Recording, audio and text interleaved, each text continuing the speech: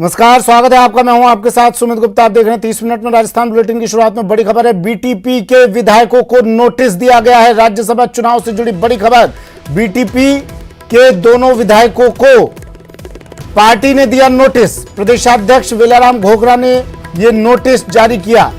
MLA राजकुमार रोत, रामप्रसाद को यह notice दिया गया है। पार्टी व्हिप का उल्लंघन कर कांग्रेस को समर्थन देने पर नोटिस दिया गया है। दोनों विधायकों से 15 दिन में नोटिस का जवाब मांगा है।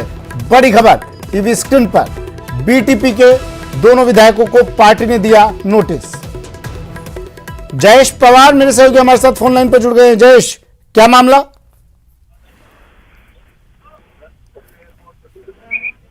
जयेश, आवाज सुन पा रहे मेरी आप? अरे उस का नंबर है तेरे पास? जयेश, आप मेरी आवाज सुन पा रहे हैं? जी। पार्टी व्हिप का उल्लंघन करने पर दोनों विधायकों को नोटिस।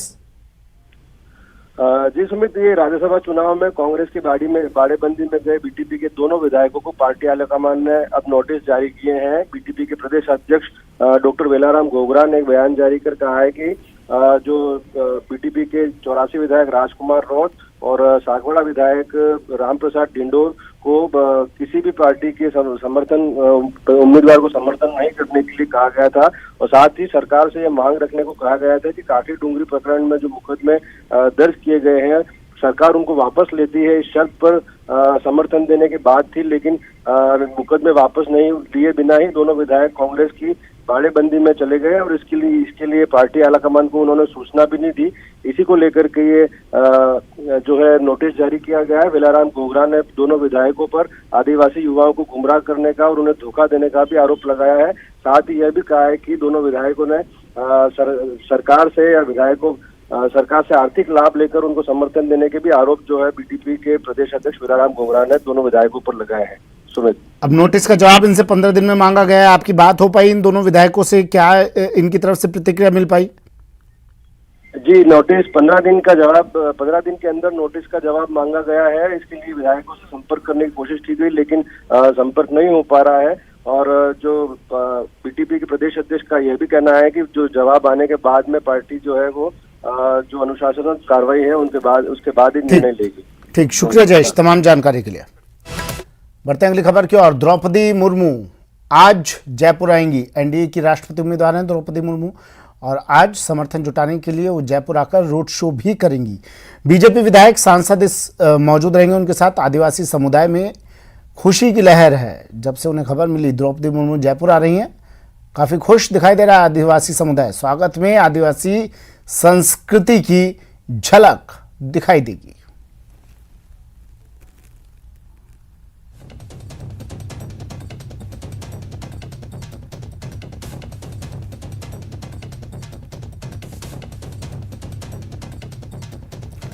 द्रौपदी मुर्मू आज जयपुर पहुंचेंगी, समर्थन जुटाने के लिए रोड शो भी करेंगी और उनका स्वागत के लिए यहां पर पूरी तैयारी कर ली गई है। आदिवासी संस्कृति की झलक स्वागत के दौरान उनके दिखाई देगी।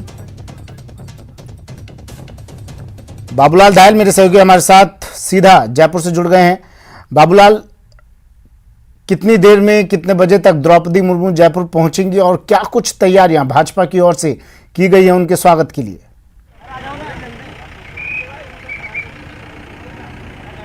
जी, जोरदार तैयारियां हैं। जयपुर एयरपोर्ट के बाहर बड़ी संख्या में लोगों के जुटने का सिलसिला शुरू हुआ है और जब वो आएंगी तो राजस्थान की जो लोक कला संस्कृति है, आदिवासी संस्कृति के जो रंग हैं वो यहाँ पर नज़र आएंगे। लोगों के आने का सिलसिला शुरू हो गया है। आप देख सकते हैं कि यहाँ पर यानी एयरपोर्ट के ठीक बाहर जयपुर उत्तर को ये जिम्मेदारी दी गई है, वो स्वागत करेंगे और यहाँ से एक लंबी मानव श्रृंखला बना करके और स्वागत किया जाएगा द्रौपदी मुर्मू का। और द्रौपदी मुर्मू की उम्मीदवारी से बहुत खुश हैं यहाँ पर लोग, खासतौर से आदिवासी समुदाय। लेकिन यहाँ पर जो है वो आदिवासी समुदाय का स्वागत नहीं है, इसके आगे जो है उनका स्वागत होगा। लोगों से बात करते हैं कितने खुश हैं। क्या लगता है द्रौपदी जी आ रही हैं, किस तरह से खुश हैं आप लोग? हाँ, खुश हैं हम। उनका स्वागत के लिए बहुत आतुर हैं। और सभी आदिवासी महिला नेता को हमारे आदरणीय नरेंद्र मोदी जी जो प्रधानमंत्री उन्होंने अवसर दिया है और एक देश का जो एक वंचित तबका है उसको राष्ट्रपति के पद पे लाने के लिए उन्होंने बहुत किया है। हम उद्योग प्रकोष्ठ भाजपा की तरफ से उनका बहुत हार्दिक स्वागत करते हैं। नमस्कार। और जो द्रौपदी मुर्मू जी है वो भी एक बहुत सरल स्वभाव की हैं और उनसे जो हमें प्रेरणा मिलती है कि आगे बढ़ने की, और एक महिला नेता को आगे बढ़ाया जा रहा है और राष्ट्रपति पद पे देश में पहली बार एक आदिवासी महिला नेता को राष्ट्रपति उम्मीदवार के तौर पे खड़ा करा गया है और निश्चित रूप से उनकी विजय होगी और एनडीए समर्थित। आप कहाँ से पधारे हैं, कितने उत्साहित हैं आप? मैं जयपुर कंवर नगर से पधार रहा हूँ और मुझे काफी अच्छा महसूस हो रहा है, बहुत काफी अच्छा महसूस हो रहा है। द्रौपदी मुर्मू आ रही है जयपुर में और हम भारी बहुमत से विजय होगी। हाथों में तिरंगा थामे हुए आए हैं, यहाँ पे भाजपा का परचम नजर नहीं आया क्योंकि राष्ट्रपति की उम्मीदवार हैं, तो एक तरह से एक अलग ही दिशा निर्देश है पार्टी के, तो उनके कटआउट्स लगे हुए हैं जगह जगह पे और दूर दूर तक जहां तक निगाहें जा रही हैं पोस्टर्स नजर आ रहे हैं और बीजेपी के जो कार्यकर्ता हैं उनके खुशी का आज ठिकाना नहीं है। और द्रौपदी मुर्मू के लिए एक ऐतिहासिक और यादगार लम्हा होगा जब वो राजस्थान की धरती पर आएंगी, तो यहाँ पर बड़ी संख्या में लोग और जुट जाएंगे और यहाँ से यानी कि काफी लंबा यानी कि 1.5 किलोमीटर लंबी मानव श्रृंखला यहाँ से बनाई जाएगी। पूर्व विधायक लक्ष्मीनारायण बैरवा, उनसे पूछते हैं क्या तैयारी है आपकी और किस तरह स्वागत करेंगे आप द्रौपदी जी का? हमारे माननीय राष्ट्रपति जी आ रही है, भावी राष्ट्रपति जी जो हमारे बनने वाली है, उनका सभी तरफ से, शहर की तरफ से, जयपुर जिले की तरफ से, पूरे राजस्थान की तरफ से अनुसूचित जाति के लोग बाग भव्य स्वागत करने के लिए यहाँ कर रहे हैं। लंबी श्रृंखला बनेगी, उसे परंपरागत जो गीत या डांस जो हमारे हैं उसी तरह से उनका स्वागत करेंगे जयपुर में। लोक रंग दिखेंगे यहाँ पर और एक भव्य नजारा यहाँ पर एयरपोर्ट के बाद बाहर दिखाई देगा। 3 जगहों पर उनका स्वागत होने जा रहा है। एयरपोर्ट के भीतर जो नेता हैं यानी कि सांसद हैं, विधायक हैं, वो उन्हें रिसीव करेंगे, उनकी अगवानी होगी और उनका स्वागत करेंगे। ठीक उसके बाहर यहाँ पर जयपुर जो शहर है उसके स्वागत का जो है कार्यक्रम है। यहाँ से एक लंबी मानव श्रृंखला बनेगी जो यानी कि कतारों में लोग खड़े होंगे और द्रौपदी मुर्मू के को चीयर्स करेंगे। मेरे साथ में रामलाल शर्मा, बीजेपी के प्रदेश मुख्य प्रवक्ता। रामलाल जी, किस तरह तैयार हैं आप लोग उनका स्वागत करने के लिए? देखिए, भारतीय जनता पार्टी के तमाम कार्यकर्ता और उसके अलावा अनुसूचित जनजाति के नेता और आम जनता, स्वयंसेवी संस्थाएं और व्यापारिक वर्ग सब बड़े उत्साह और उमंग के साथ उनका स्वागत करना चाहेंगे। और देश के प्रधानमंत्री जी को भी हम बधाई देंगे कि आज़ादी के 75 साल बाद में एक अनुसूचित जनजाति की महिला को सर्वोच्च पद के ऊपर आसीन करने के लिए तहे दिल से राजस्थान के प्रदेशवासी भी हार्दिक अभिनंदन और स्वागत। क्या उम्मीद से ज्यादा वोट दिलाएंगे आप मुर्मू जी को? उम्मीद से ज्यादा वोट मिलेंगे। कांग्रेस दावा ये कर रही है कि 126 से अधिक वोट हमारे आएंगे, लेकिन कांग्रेस के खेमे के अंदर भी आज इस प्रकार के निर्णय के साथ कई लोग स्वेच्छा से आकर खड़े हुए हैं और वो चाहते हैं कि हम राष्ट्र की प्रथम महिला 75 साल की आज़ादी के बाद भी अवसर मिला है, उसका समर्थन करने के लिए हम तैयार हैं। अच्छा, तो किस तरह से स्वागत होगा, क्या तैयारियां यहाँ से लेकर के होटल क्लार्क्स तक की? यहाँ से लेकर होटल तक अलग अलग जिम्मेदारियां बांटी है। एयरपोर्ट के सामने जयपुर शहर और जयपुर दक्षिण के कार्यकर्ता रहेंगे, उसके आगे फिर महिला मोर्चा कार्यकर्ता रहेंगे, उसके आगे नेक्स्ट जयपुर जिला उत्तर और एसटी मोर्चे कार्यकर्ता रहेंगे। तो बड़े जोश और उत्साह का संचार होगा यहाँ पर कार्यकर्ताओं में। निश्चित रूप से पूरा उत्साह और जोश का संचार है और आने वाले समय में मिशन 2023 से 2024 को भी हम पूरी तत्परता के साथ, कामयाबी के साथ और एक सर्वोच्च अंकों के साथ उसको हासिल करेंगे। बहुत बहुत शुक्रिया। तो चलिए, ठीक है, शुक्रिया बाबूलाल। तमाम जानकारी के लिए, तस्वीरें दिखाने के लिए बाबूलाल धायल मेरे सहयोगी एयरपोर्ट से हमारे साथ जुड़े, जहां बड़ी संख्या में भाजपा कार्यकर्ता इकट्ठा हुए हैं द्रौपदी मुर्मू के स्वागत के लिए। एक लंबा रोड शो भी निकालेंगी द्रौपदी मुर्मू और द्रौपदी मुर्मू के आने से आदिवासी समुदाय में भी काफी खुशी की लहर नजर आ रही है। आदिवासी महिलाएं नाच गाकर, झूम कर द्रौपदी मुर्मू के स्वागत की तैयारियां कर रही हैं। राष्ट्रपति पद की उम्मीदवार द्रौपदी मुर्मू जयपुर आ रही हैं। उनके स्वागत के लिए आदिवासी समाज पलक पावड़े बिछा रहा है। जयपुर के आसपास के गांव में तैयारियां चल रही है, नाच गाने हो रहे हैं और जब एयरपोर्ट से उतरकर ज्योति मुर्मू जेएलएन मार्ग पर आएंगी तो ये नज़ारे आपको साकार होते हुए दिखेंगे। लोग नाचेंगे, गाएंगे और जश्न मनाएंगे। आखिर पहली महिला आदिवासी राष्ट्रपति बनने जो जा रही है। जी एयरपोर्ट में जाऊंगा संगनेर। हाँ, काय जय मीणा की आरी जे कोई द्रौपदी राष्ट्रपति जो काय करा उबी को स्वागत कराला, गीत गावला, नाचला, कूदला, उन्हें भी कुछ कराला, बामी माने कुछ करेली एक राजी कर खाना वाला और वो की कहीं से मान बढ़ावाला लोग से कोनो जो सबने दिखावाला फिर आर सबने खेल लीवे तो जिसु जा रहा था भाई कहीं करा रात न पानी भराला पीबा न पानी को काल ना चला कूदला गाँवला और यहाँ पूरा गांव यहाँ जोरों शोरों से तैयारियां कर रहे थे और यहाँ गांव में बस यही थे लुगाई नाच रही थे। देखो कितनी भीड़ है। लोगों को साधने का और एक चैन बनाने का जो सिस्टम है ना कि आज तक की उच्च पदों पे स्वर्ण या फिर वो वाली बातें वो कहीं नजर नहीं आ रही और एक जो पिछड़ा तबका है उसको ऊपर उठाने की जो उनकी ये लालसा है मनसा है ये कहीं न कहीं एक ST या अनुसूचित जनजाति के लिए अच्छा संकेत है। तो हमारी जो महिलाएं हैं वो महिलाएं बड़े जोर शोर से उनका स्वागत करेंगे क्योंकि एक इतिहास में रचा जाएगा कि राष्ट्रपति पद पर जो सबसे उच्च पद होता है जो हमारी आदिवासी बहन को दिया जाएगा तो उसी के लिए कल वो आ रहे हैं। तो हम बड़े धूमधाम से हमारा आदिवासी समाज उनका स्वागत करेगा। माननीय अमित शाह जी पहला मौका दिया हमारे को, पिछले देश आज़ाद हुए बाद में PM संगमान हरा दिया और द्रौपदी का साहब ST का पहला मौका है हमारा, तो हमारे को बहुत खुशी है। पूरे राजस्थान का पूरा ST को मेरा निवेदन है लाखों की तादाद में हजारों की तादाद में बसी से चलो। गौरवान्वित है हमारा समाज, पूरा जनजाति समाज राजस्थान का कि NDA ने माननीय मोदी जी ने जनजाति वर्ग की इस महिला को राष्ट्रपति पद के लिए उम्मीदवार बनाया। बाबूलाल धायल, न्यूज़ 18, बस्सी गांव, जयपुर। और बड़ी खबर आ रही है सीकर से। सीकर में एक महिला की गला काटकर हत्या कर दी गई। सीकर में महिला की गला काटकर हत्या, ब्रेकिंग न्यूज, बड़ी खबर। थोई थाना इलाके में इस वारदात को अंजाम दिया गया। पहाड़ियों में महिला का शव मिला। प्रीतमपुर इलाके में इस वारदात को अंजाम दिया गया है। हत्या के बाद ग्रामीणों में आक्रोश। बड़ी खबर सीकर से।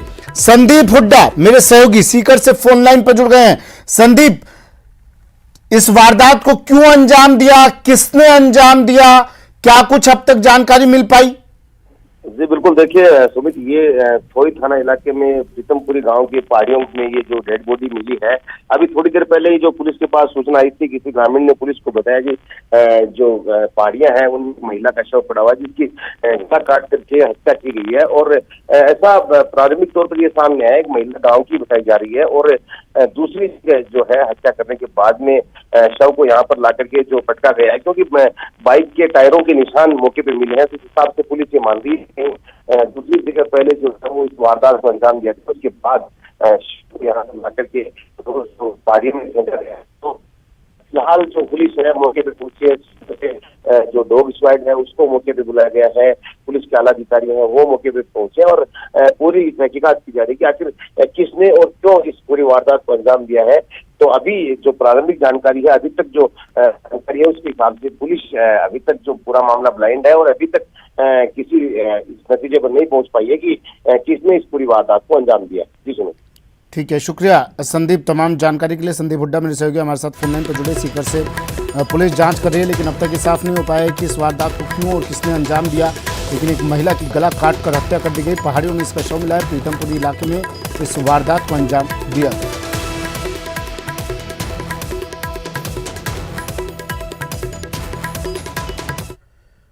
SMS अस्पताल में बन रही नए IPD टावर के रास्ते की जमीन के लिए महाराजा कॉलेज की जमीन अवाप्ति का विरोध शुरू हो गया है। राजस्थान यूनिवर्सिटी के सभी छात्र नेताओं और संगठनों ने एकजुट होकर महाराजा कॉलेज की जमीन अवाप्ति का पुरजोर विरोध शुरू कर दिया है। छात्र नेताओं का कहना है कि महाराजा कॉलेज और यूनिवर्सिटी में सुविधा बढ़ाने की बजाय यहाँ की जमीन अवाप्त की जा रही है, जो हम बर्दाश्त नहीं करेंगे। इस मामले को लेकर नाराज छात्रों और इस विरोध का जायजा लिया संवाददाता लवली वधवा ने।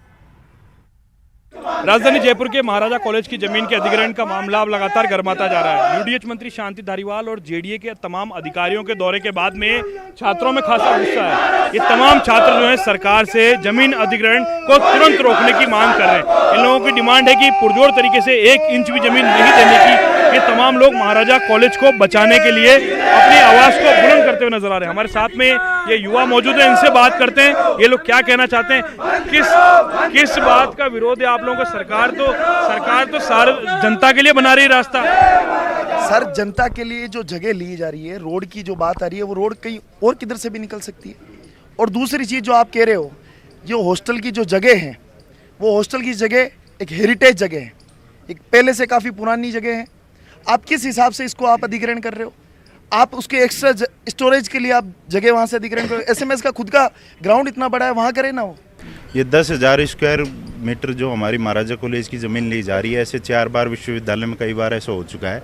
विश्वविद्यालय को इसके बदले में कोई सुविधा नहीं दी गई और विश्वविद्यालय से फैसिलिटी अदर उपयोग में ली जा रही है, तो विश्वविद्यालय को बदले में उसकी जगह कुछ दिया जाना चाहिए। ऐसा बच्चों के साथ यहाँ विश्वविद्यालय के साथ कई बार सरकार ऐसा कर चुकी है। उसके खिलाफ में हम यहाँ धरना प्रदर्शन कर रहे हैं कि विश्वविद्यालय और एजुकेशन के खिलाफ ये चीज़ें नहीं की जाएंगी। सरकार के खिलाफ जो है ये छात्र आवाज़ बुलंद कर रहे हैं, सरकार को जगाने की कोशिश कर रहे हैं कि यही वो युवा छात्र हैं जो वोटिंग के दिन जो है अपने मतदान का उपयोग करके सरकार किसको सत्ता में लाते हैं। लेकिन ये लोग शिक्षा को सेव महाराजा सेव एजुकेशन नाम का नारा देकर के ये लोग महाराजा कॉलेज की जो ज़मीन है उसे बचाने की कोशिश कर रहे हैं कि सालों पुराना ये जो कॉलेज है, जहाँ पर लगातार छात्रों की संख्या जयपुर में बढ़ती जा रही है, आबादी लगातार बढ़ती जा रही है, तो ऐसे में शिक्षा के संसाधनों को बढ़ाने की बजाय उसे घटाने को लेकर के ये छात्र जो है एकजुट होकर के सरकार के खिलाफ अपना आक्रोश जताते हुए नजर आ रहे हैं। कैमरा पर्सन भवानी के साथ लवली बधवा, न्यूज़ 18 जयपुर। जयपुर के एसएमएस अस्पताल में बनाए जा रहे आईपीडी टावर के लिए जगह कम पड़ने पर सरकार की ओर से महाराजा कॉलेज की जमीन अधिग्रहित की जाएगी। इसके लिए सरकार ने राजस्थान यूनिवर्सिटी को 3 बार पत्र लिखकर जमीन आवंटित करने की मांग भी कर दी है। इसमें महाराजा कॉलेज की 10,750 वर्ग मीटर जमीन आईपीडी टावर के विस्तार, रोड को बढ़ाने और अन्य कार्यों के लिए ली जाएगी। आपको बता दें, जमीन अधिग्रहण की मांग को यूनिवर्सिटी प्रशासन ने 2 बार नामंजूर कर दिया था। इसके बाद भी जेडीए की ओर से जमीन आवंटन के लिए तीसरी बार प्रस्ताव भेजा है। इतना ही नहीं, यूडीएच मंत्री शांति धारीवाल ने आईपीडी टावर के निर्माण का प्लान तैयार करने के निर्देश भी दे दिए हैं। हालांकि अब महाराजा कॉलेज और गोखले हॉस्टल के छात्रों और शिक्षकों ने इसका विरोध भी शुरू कर दिया है।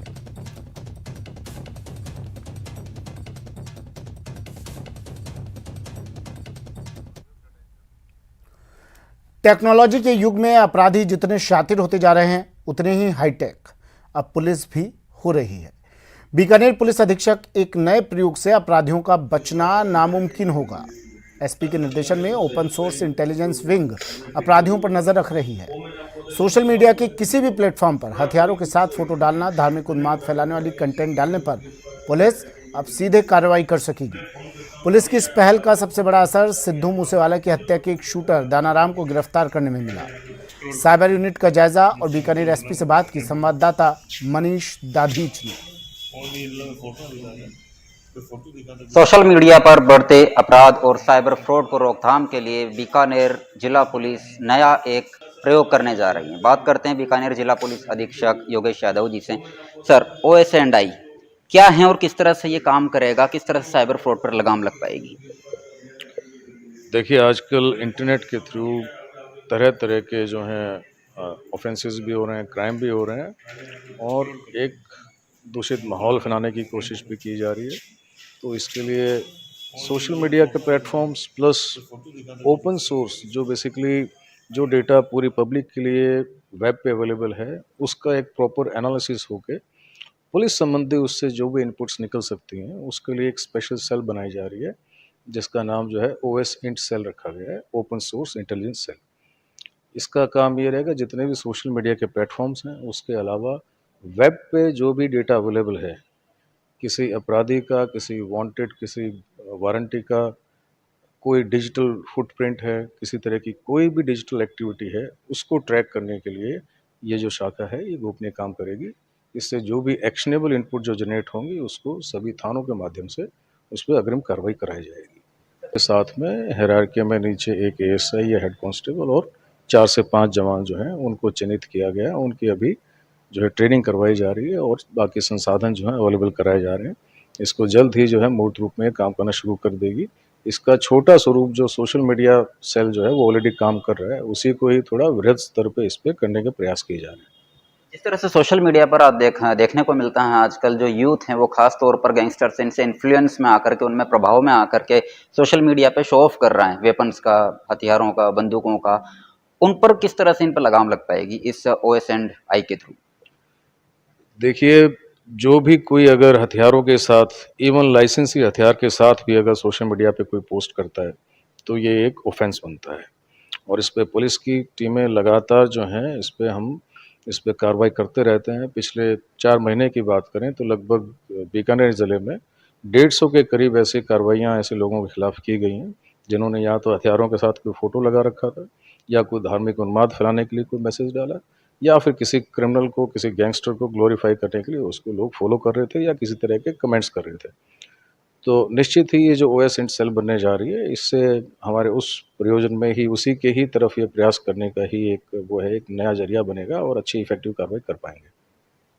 तो ये थे हमारे साथ में बीकानेर जिला पुलिस अधीक्षक योगेश यादव जी, जिनका कहना है कि जो OS&I है यानी ओपन सोर्स इंटेलिजेंस, इसके जरिए साइबर फ्रॉड और जो अपराधी प्रवृत्ति के लोग हैं जो सोशल मीडिया पर जिस तरह से शो ऑफ करते हैं, हथियारों का इनका दिखावा करते हैं, धार्मिक उन्माद फैलाने की चेष्टा करते हैं, उन पर लगाम लगाई जा सकेगी। बीकानेर से न्यूज़ 18 राजस्थान के लिए मैं मनीष दादीज।